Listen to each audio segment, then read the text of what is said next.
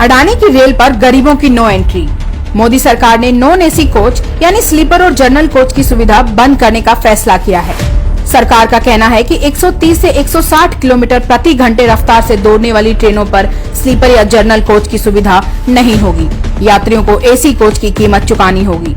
सरकार यात्रियों को जबरन एसी कोच में बैठाकर उनकी जेब खाली कराना चाहती है।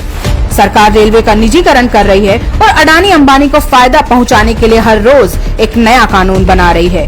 पिछले दिनों सरकार ने किसान विरोधी बिल लाकर अपने पूंजीपति दोस्तों को फायदा पहुंचाया, फिर पेट्रोल की कीमत बढ़ाकर अंबानी को मालामाल किया, फिर भारतीय रेलवे को अडानी के हाथों बेच दिया और अब किराया बढ़ाकर जनता को जबरन एसी कोच में बैठाया जा रहा है।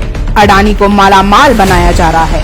आर्थिक संकट की इस घड़ी में सरकार जनता का गला घोंट रही है। कोरोना संकट में हजारों किलोमीटर पैदल चलकर घर पहुंचने वालों से एसी का किराया मांगा जा रहा है। देश के गरीबों को रेलवे यात्रा से रोका जा रहा है।